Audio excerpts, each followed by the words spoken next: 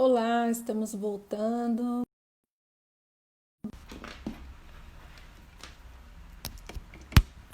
Só esperar. Opa, vamos já colocar o professor. Sejam bem-vindos de volta. Olá, a gente precisa mandar o Instagram deixar umas 2 horas, 1 hora é pouco. 1 hora é pouco, professor. Vou esperar o pessoal voltando. O pessoal já está voltando. Anne, querida, sempre tá aqui com a gente. Anne Trento. Lucélia, Paula. Tem uns alunos aí antigos, viu? Que foram meus alunos e seus alunos. Eu vi. Tem gente aí da Unite da época. Coisa boa. Eu brinco que a época que a gente morou em Aracaju, eu estava de férias e trabalhava para pagar minhas férias, né? E foi assim, um dos períodos mais felizes da minha vida foram lá em Aracaju, né? Ah, coisa boa. Muito bom. Que Ó, tem bom. uma comadre sua aí, a Lu também, né? Ah, minha comadre. Ah, Luciana Acho que, Dunca.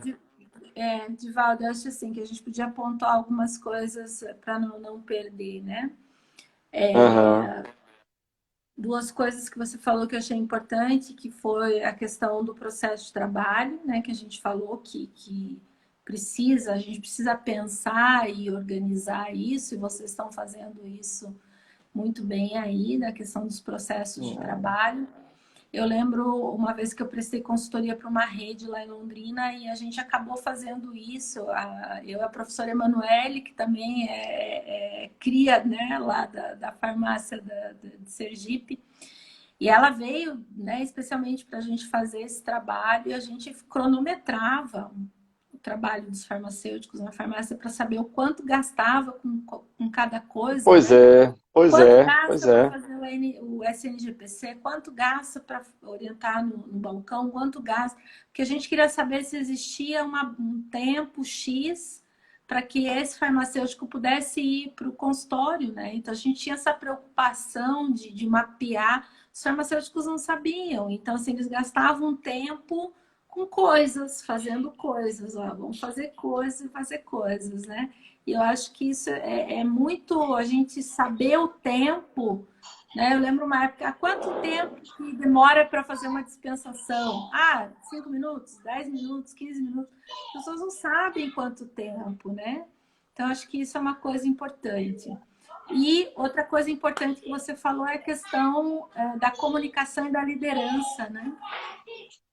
Então, a liderança, você liderar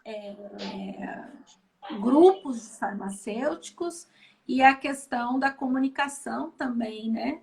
Porque quando você vai implementar um serviço, e eu gosto muito disso, né? Da questão da implantação do serviço, você precisa da comunicação, você precisa da liderança e você precisa sensibilizar as pessoas, né? Eu lembro que você até comentou do professor Manolo, e ele sempre dizia assim: nós temos um problema muito grave, que é pegar um estudo e colocar num lugar onde não existe esse serviço e você acabar fazendo pesquisa, depois você vai embora e leva tudo junto. E É, acabou, né? E eu sei que o teu trabalho é esse, né? De deixar o serviço lá para quem está lá, né? E não ou a equipe fazer o isso. trabalho em campo, né? Eu acho que isso é uma coisa muito É, importante. Parar de inventar pesquisa e sem assim, eu não sei como eu vou dizer. A gente precisa fazer pesquisa, não estou falando de implantação, né? Estou falando de pesquisa mesmo. O serviço implantado, e aí sim você vai lá fazer a pesquisa naquele serviço que já está implantado.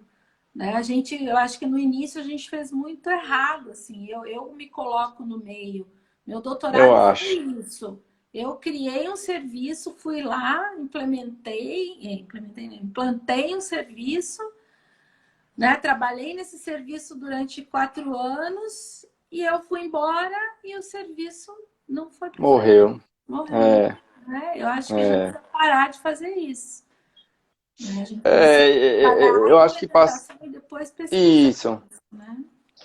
Então, vamos por partes, assim. A primeira questão eu vou de trás para frente, assim. A ideia de implantar serviços, desculpa, parte desse pressuposto que não adianta só eu visitar o espaço, gerar uma demanda para o serviço, né, em alguns lugares mais inteligentes as pessoas nem querem. Porque ele vai dizer, você vai passar por aqui, vai gerar uma demanda e vai embora. E aí eu que fico com problema. Então ela nem quer ceder o espaço mais para você ocupar aquele espaço, aquele local. Eu acho que parte dessa responsabilidade social mesmo, assim, que é uma troca, né?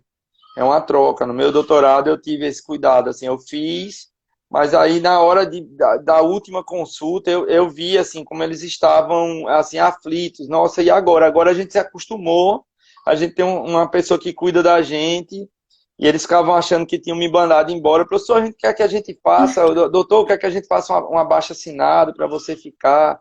Não, mas não é isso não, é porque eu disse ao senhor que eu vinha ficar 12 meses.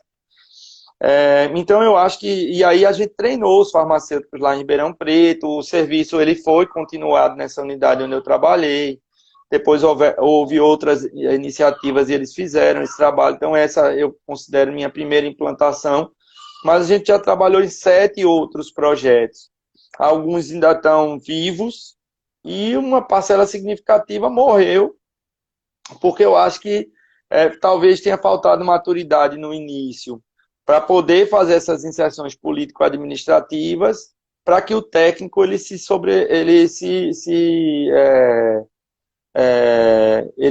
se mantivesse positivo, assim, ele vivo, né? E eu acho que tem que ser feito um trabalho também com o farmacêutico, que eu acho que o farmacêutico ele não é preparado para isso. É, eu acho que a nossa formação ela padece de uma necessidade muito grande de mudança de modelo de formação. Você colocou isso esses dias quando fala da questão assim, de tem que ter mais prática, tem que ter mais aula prática de cuidado. Eu acho assim, a gente é de uma geração que talvez tem que também dar aula, alguns professores, eu me coloco nesse rol, que também tem que dar umas aulas tipo introdução à farmácia, a gente tem que Sim. despertar no cara, logo no cedo, aquela ideia que aquilo é bom. Uhum. Mas ao longo do curso, eu acho que tem que ter vários professores, que tem que ter várias disciplinas, que tem que ter várias. E do meio para o fim, tudo tem que ser muito prático. Pouca teoria, muita prática, muito cuidado, muito paciente de verdade. Assim, sabe? E estimular para fazer residência. Eu acho que tem que ter uma visão mais, eu diria assim, diferente. Quando a gente fala de prática, nem sempre a gente vai ter espaço para fazer toda essa prática. E aí, muitas vezes, a gente vai precisar criar alternativas. Então, a ideia da comunicação, como você colocou, ela é uma habilidade necessária, tem que ser apresentada cedo para o farmacêutico, logo no básico. Ela tem que ser incluída em outras disciplinas para que eu continue praticando essa atividade, né, que eu acho que é fundamental. Eu tenho que desenvolver essas habilidades não só para falar com o paciente, mas com a equipe, com a família do paciente, cuidadores, etc. Acho que a gente tem que inserir mais tecnologia na formação do farmacêutico. A gente tem pessoas no nosso grupo que desenvolvem softwares, né? Nossa Rafaela Silva está desenvolvendo um software, está otimizando um software que a gente já tem do paciente virtual, já tem 10 anos. Olha só. Então, ela está fazendo essas modificações. Eu acho que isso é necessário também. Eu acho que no mundo de agora, para o novo normal que a gente vai viver em breve, a telefarmácia vai ser uma realidade ela pode ser aplicável do atendimento no consultório até uma dispensação, sabe? Porque o cara pode entregar o medicamento em casa, mas eu posso dispensar aquele medicamento pelo celular, te explicando como é que você tem que cuidar daquilo. Então, eu acho que esse novo normal vai requerer que a gente tenha uma formação mais tecnológica também. E, sobretudo, eu acho assim que é o ponto-chave essa perspectiva de qualificação, né? Que eu preciso qualificar os serviços e preparar o farmacêutico para que ele se sinta mais empoderado para assumir espaços importantes e, de fato, tocar os serviços sem deixar que eles morram. É uma coisa que a gente tem feito nos últimos anos a utilização é, de... Paula, eu vou mandar um monte de coisa para você depois eu vou te mandar meu contato. Você é Paula da Malhação, agora eu sei quem é você, eu lembro de você é Paula da Malhação, eu sei quem é. É, é, então a gente vai precisar trabalhar numa perspectiva, eu diria assim, mais sensível, né? Então a gente tem utilizado um modelo mais freiriano, na minha tese a gente já usou, mas especificamente quando a gente começou a fazer os trabalhos aqui nas farmácias populares, né, quando tinha farmácia popular, da rede própria aqui em Sergipe, o trabalho que a gente fez pelo Ministério lá nas unidades de saúde do Recife, e agora o componente especializado em São Paulo, Minas, Pernambuco São Paulo, Minas, Pernambuco e tá faltando um, São Paulo Minas, e Brasília, a gente trabalhou numa perspectiva que ela parte da observação da realidade. A gente adapta o serviço, a gente modela o serviço à realidade que ele vai estar sendo implantado. Agora, no meu caso, nesse último projeto nosso, acho que faltou uma conversa prévia com os secretários de saúde, uma apresentação do modelo. Por quê? Porque o próprio colega farmacêutico, quando você começa a montar o serviço e ele diz assim, eu quero um kit pronto do que é que eu tenho que fazer? Procedimentos operacionais padrão. Não, meu filho, não é assim não. Eu quero saber o que é que você tem. Como é que você trabalha? Quais são suas dificuldades? Quais são suas barreiras? É a tua primeira pergunta. Né? A tua primeira pergunta dessa live foi essa, assim. Quais são as barreiras que te interferem de organizar teu dia e tu ter um horário para cuidar das pessoas? Aí o gestor farmacêutico, ele fica, Divaldo não sabe o que está fazendo. Divaldo não sabe o que está fazendo, porque não chega com um kit pronto. Agora a gente vai deixar, né, com esse projeto do Ministério, a gente vai deixar algumas coisas prontas para quem vier depois, certo? Mas eu acho que sem o método bem definido, a gente, que é esse modelo apoteca, associado a outros modelos que a gente trabalha, que são de sensibilização, são mais freirianos, que eu acho que é a minha característica, né, de ensinar a criatura a atender, não é ensinar a pescar, mas é ensinar a atender, para ele poder se adaptar à realidade que ele está trabalhando. Mas existe uma pressão do próprio gestor farmacêutico, às vezes maior do que o gestor não farmacêutico, porque parece que o gestor não farmacêutico entende mais fácil, e o gestor farmacêutico, ele às vezes te pressiona, e ele fica sempre colocando em xeque se você sabe realmente o que você está fazendo, porque eu acho que isso tudo se explica, resumidamente, com a história do medo do novo. Sabe, assim, a ideia do medo do novo, de ter um processo de trabalho, de ter indicador, dá sempre uma ideia, na minha opinião, equivocada, que o indivíduo vai trabalhar mais e não vai ser reconhecido por isso. E, na verdade, eu não vejo outra alternativa que não essa qualificação por produtividade, uma produtividade racional, razoável, né, adequada às condições que você tem de trabalho, para você ser um indivíduo muito mais gerador de resultados positivos. E aí quem gera resultado positivo, ele não é mais questionado. Entendeu? Ele não é mais questionado. E aí eu acho que isso tudo resulta na profissionalização da farmácia. Mas é um processo que é cíclico, sabe? Eu sensibilizo, logo dou resultado, eu dou resultado, logo sensibilizo. Eu acho que as duas coisas têm que ser feitas concomitantemente para que a gente consiga atingir o máximo de pessoas possível, é, com ideia, inclusive, empreendedora de querer não só ficar ali onde ele aprendeu a fazer, mas ele daquele trabalho sei lá, tem meio expediente de trabalho, ele vai monta o consultório dele privado no outro expediente. E assim a gente perpetua, gera, capilariza, né, os serviços. Passa tudo por isso, é bem bonito, né? Mas quando chega na hora do vamos ver, Vamos ver. infelizmente nossos colegas eles têm muita dificuldade e é um processo de convencimento sistemático. Então tem que ter um saco de assim bem grande para Paciência. poder você tem que ter muita paciência, porque você é pressionado por todos os lados. É o gestor que te pressiona de cima, teus colegas que te pressionam de baixo, porque perguntam por que não tem estabilidade, que todo mundo quer trabalhar com estabilidade, isso não necessariamente é possível. A gente subiu no avião em noite de turbulência, né? Então, meu amigo, se segure, mas assim, com a tecnologia que um avião cai, de um modo geral, a turbulência não derruba o avião.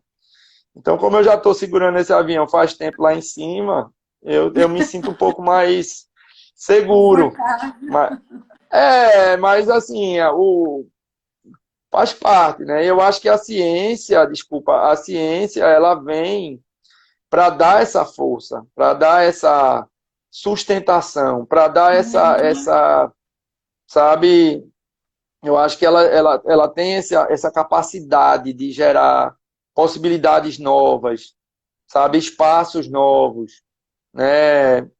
Agora mesmo com essa história da Covid, a gente não está discutindo, por exemplo, o manejo de oxigênio, né? A gente também tem um farmacêutico trabalhando com isso, que é o nosso Fábio Ramalho, né? Então, assim, a gestão dos gases medicinais nas farmácias hospitalares é uma necessidade. Gerir o paciente que está entubado, o paciente que está recebendo oxigênio, que está no respirador. E cadê o farmacêutico clínico para fazer isso, né? Então, Rinaldo. Abraço, Rinaldo. Então, tudo isso é necessário. Acho que a gente, de alguma maneira, está dando nossa cota de contribuição. Você também. E, Acho que travou. então, oi, eu estou aqui. Não, agora voltou. É que tinha dado uma travada, aí você ficou meio embaçadinho, mas agora voltou. Então, estou dizendo assim, a gente tem dado nossa cota de contribuição, tanto o laboratório, né, o LEPS, quanto o GEPS, né, da Universidade Federal de Sergipe, tem contribuído.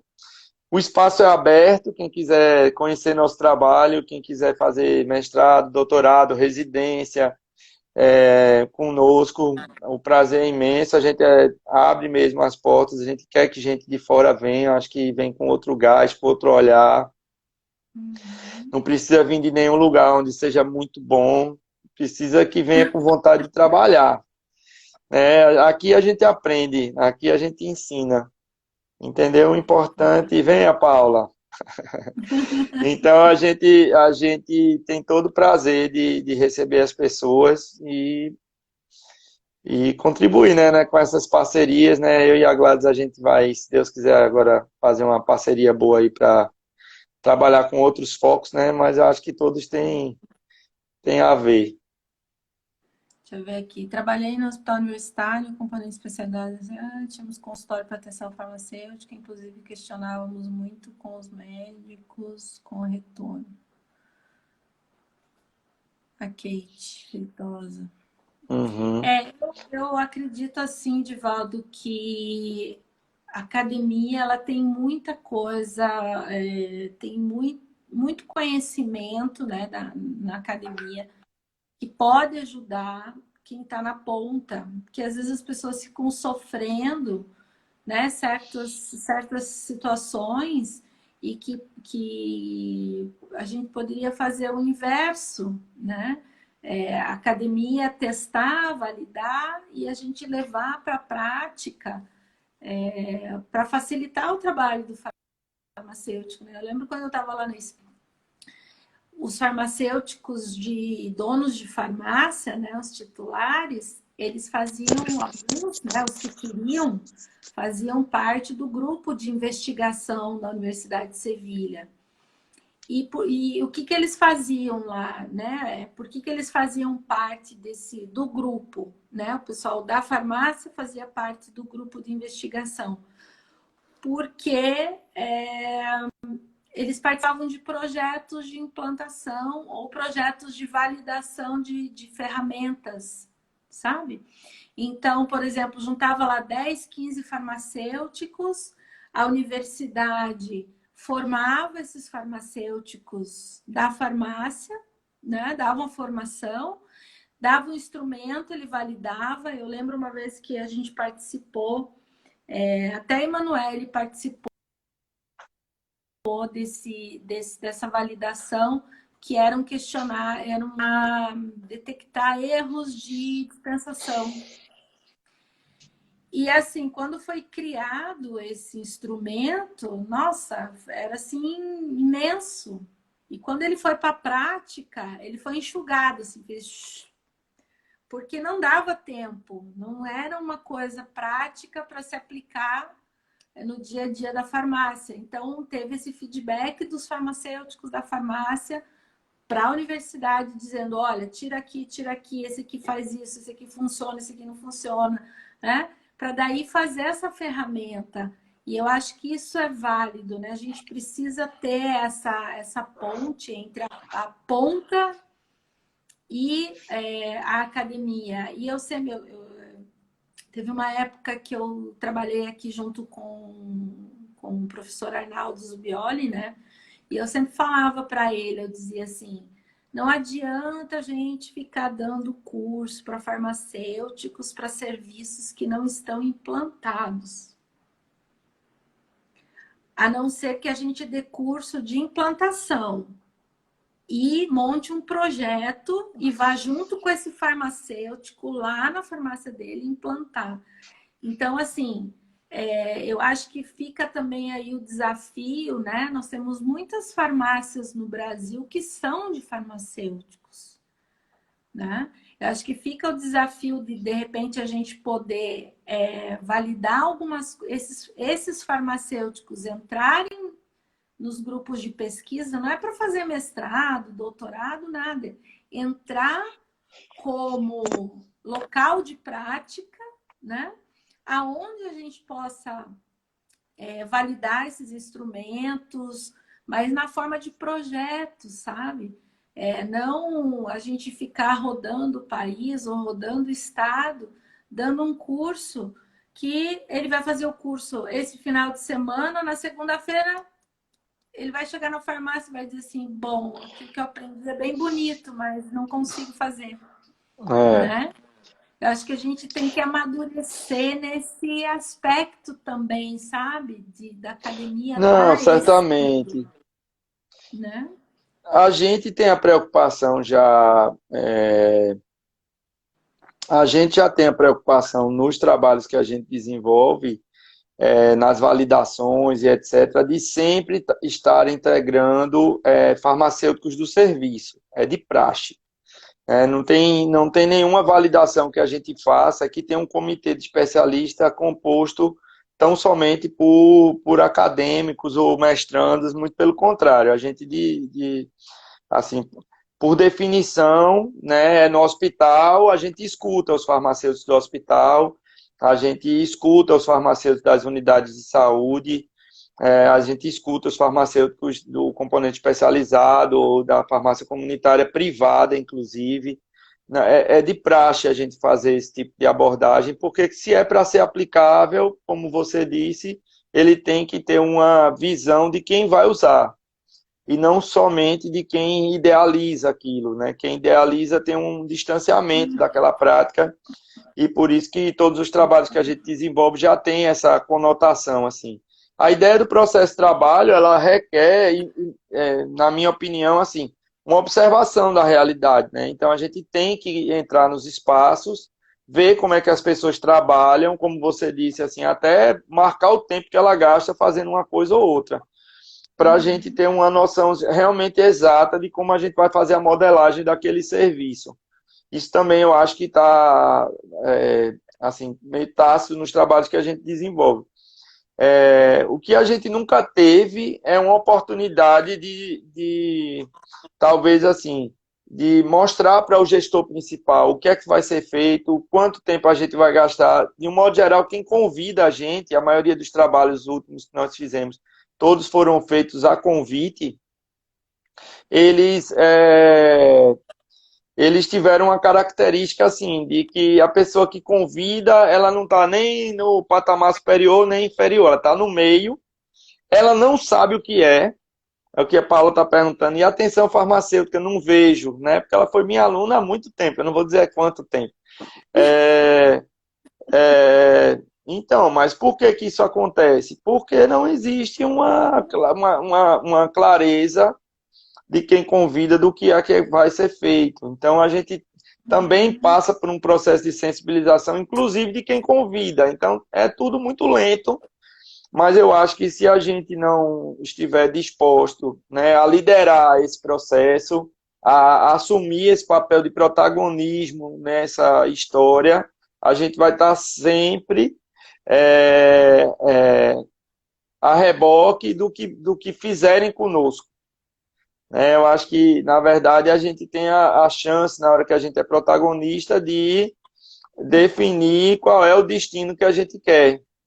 E quando a gente não define qual é o destino que a gente quer, a gente está sempre sujeito a ficar esperando o que pode acontecer.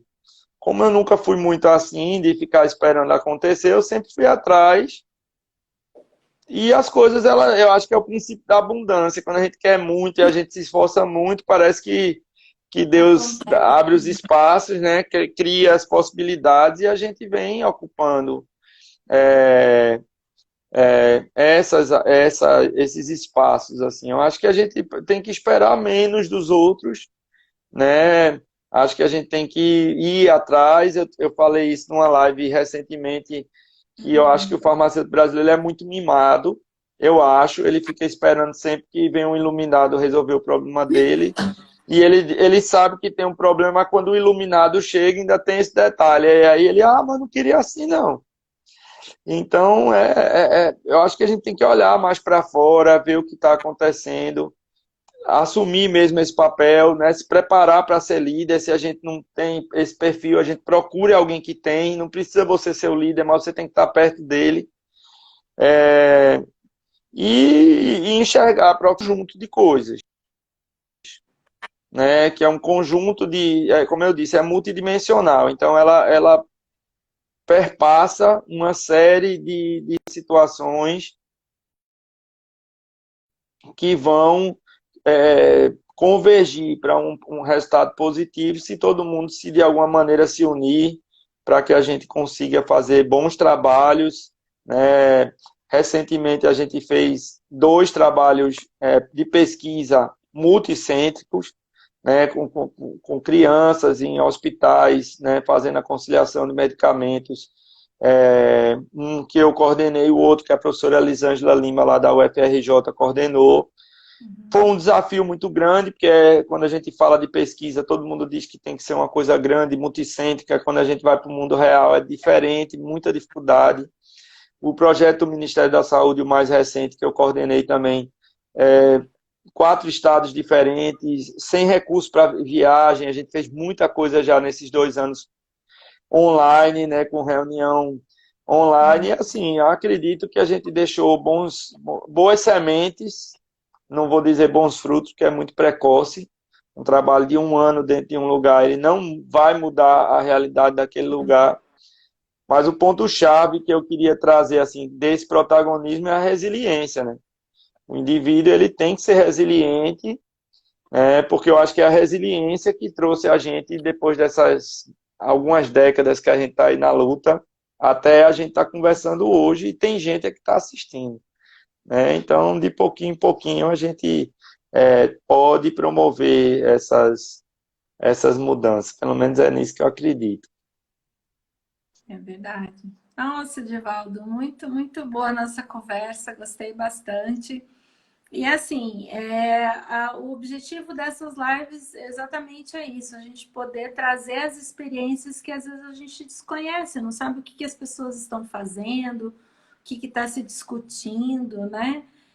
A gente fica muito esperando, né? A pessoa está falando aqui a questão do conselho e tal, às vezes a gente fica esperando muito conselho, promover coisas. O conselho, ele existe porque ele existe, né?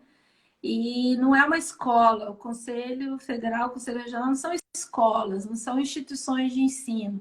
Nós temos muita instituição de ensino muito boas, com professores muito bons, fazendo coisas muito boas. Talvez a gente não saiba comunicar as coisas que a gente, né, está fazendo, a forma de colocar isso.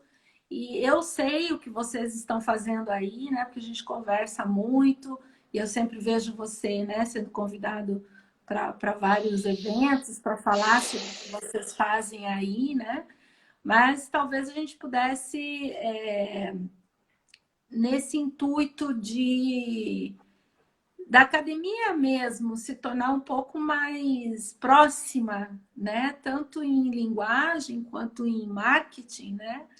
Para a gente poder saber o que está sendo feito, o que a gente pode buscar, né, no seu grupo, no grupo de outros professores. Eu acho que fica aí o pedido, né, para que não ter essa coisa do o que vão pensar que eu quero aparecer. Exatamente isso, tem que aparecer.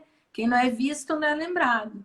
Então, acho que você falou que farmacêutico é muito mimado, mas também é muito assim, não, mas o que vão falar, né? Enquanto você tem esse locus de controle externo, você não faz coisas, você não tem iniciativa, que você vai estar sempre preocupado com o que os outros vão pensar, né? Então, eu acho que cada um que está fazendo deveria ter lá a sua página na internet, com seus artigos, É, os artigos traduzidos numa forma, né, menos academiquez, né, para que a gente possa comunicar, né? Eu não sei, eu estou aqui pensando, né, nisso tudo que elocubrando. você falou, né? Tudo isso que você falou, eu acho que tem que estar acessível, porque às vezes a gente fica só bebendo de uma fonte, isso não é legal. A gente precisa saber o que, né, o que todo mundo está fazendo, né? Você está fazendo várias coisas legais que a gente pode colocar em prática também, né? Eu aprendo muito com você, com as nossas conversas.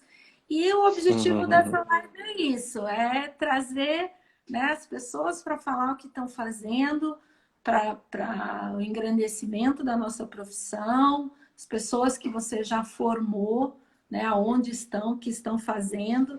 Daqui a pouco a gente já não chama mais você, vão começar a chamar Sim, sim. chamar né, os seus É, formandos, né? Eu acho que era, isso é era isso. legal, isso é muito legal. É, não, eu ia falar isso, assim, que a gente, dentro dessa ideia que você trouxe, a gente vai iniciar daqui a 15 dias aproximadamente umas lives do laboratório, onde a gente vai trazer os meninos aqui para eles começarem a falar dos projetos deles. A gente vai fazer uma coisa mais que a gente utilize aquele Zoom, né? Porque aí fica mais eu e mais duas pessoas. A gente vai falar das pesquisas, elas vão ter temas bem genéricos, assim, mas eles vão falar das coisas que são realmente importantes, dos trabalhos que eles desenvolvem, a aplicação daquilo no mundo real, que eu acho muito importante. Uhum. A gente também tem vários trabalhos publicados. Eu estava esses dias vendo num site muito bom que se chama ResearchGate, que eles fazem, é uma rede social de pesquisadores, né? E aí eles têm estatísticas dos trabalhos da gente. E a gente é muito mais lido na Ásia e na Europa do que no Brasil, Olha só. né? A gente é bastante lido. Acho que às vezes tem uns trabalhos de casa lá na Ásia e aí só dá a gente lá na Ásia. Olha. Então, a ideia é que a gente possa divulgar esses trabalhos, né? E aí, se vocês mandarem mensagem para o @lepfs, LEPFS, .ufs, UFS, a gente consegue mandar alguns desses trabalhos do nosso grupo para vocês. Né? Então, quem tiver interesse, manda mensagem para mim ou para a Gladys e a gente manda alguns trabalhos para vocês conhecerem mais o que é que a gente produz. Tem muita coisa boa, aplicável ao mundo real, testada com farmacêuticos do mundo real. E que eu espero que os farmacêuticos brasileiros usem mais do que os gringos estão usando. Certo? Mas é importante destacar que a gente é um grupo ascendente mundialmente, né? Assim, a gente tem sido cada dia mais lido e, graças a Deus, assim, num patamar superior a 90%. Então, a gente tá muito bem, assim, graças a Deus. Mas aí eu acho que mais gente tem que conhecer o nosso trabalho e a gente, o nosso Instagram, meu Instagram também, quem quiser seguir a gente, procurar nossos trabalhos, a gente tem todo o prazer, tanto de receber alguém para se formar aqui, como para disponibilizar os materiais e quem sabe em breve a gente fazer algumas parcerias. Tá certo? Pode contar com ajudar a divulgar. Quero agradecer, Divaldo, você vir, né, colocar aqui para a gente o trabalho que você está fazendo e tão bem feito, né? E convidar, né, as pessoas. Amanhã a gente continua com as lives. Amanhã nós temos a live com o Patrick Cruz, que ele vai falar sobre comunicação, né? Foi o que você, né? Você tem aí uma linha também de pesquisa, né? De desenvolvimento na área de comunicação, isso é tão importante. Então, Patrick vem falar sobre essa comunicação farmacêutico-paciente. Depois nós vamos falar sobre habilidades clínicas com a doutora Angelita, o que é preciso, né, para a clínica. E ela vem comentar também com a gente a questão das máscaras, das modificações que a OMS fez com relação ao uso de máscaras, vai ser bem legal. E a doutora Eliane Campesato vem falar com a gente o que ela está fazendo na graduação. Só gente, né? Boa, só gente fera, boa. né? Com certeza. Encerrando a semana, o professor Diogo Pilger, queridíssimo, que deveria ser o meu supervisor do pós-doc. Eu estou com um pós-doc parado lá na Federal do Rio Grande do Sul, por conta da pandemia, não deu tempo de ir. Eita! E estamos lá com o trabalho parado, esperando aí ver o que nós vamos fazer. Mas a gente vai falar sobre um novo modelo de farmácia universitária, né? Como é que eles estão organizando lá, e também o ambulatório, né? Que o professor Mauro Castro deixou lá encomendado e está lá, está funcionando, né? E o Diogo, ele é o coordenador. Então, espero todos vocês. Obrigado, professor, pela sua presença. Sigam a gente, lepis.ufs. Pode seguir aí o professor. E espero vocês amanhã no mesmo horário. Amanhã é 17 horas. Obrigado, hoje nós fizemos às 7h30, né? Que o Divaldo precisava um tempinho aí para se organizar. Mas amanhã nós voltamos ao horário normal, 17 horas. Eu espero vocês. Divaldo, muito obrigada. A palavra é sua, se você quiser se despedir. Só lembrando que essa live tem o apoio da Farmacoeducacional e também do IBRAS. Só a palavra é sua. Eu já... Não, só agradecer. Você sabe que é um prazer grande estar aqui sempre. E quantas vezes você chamar, a gente vem. E a recíproca é verdadeira. A gente vai convidar você várias outras vezes, se Deus quiser. Vou sim, tá com bom? certeza. Abraço da família. Tchau, tchau. Clica lá no link da minha bio e participem lá do meu canal do Telegram. Agora, Gladys, lá no Telegram. Conversando com o pessoal. Eu faço a live aqui e coloco os insights gerados no áudio lá no Telegram pro pessoal. Então, quem quiser saber o resumo, tá lá. Tá bom? Um beijo, até mais. Fiquem bem. Tchau. Tchau.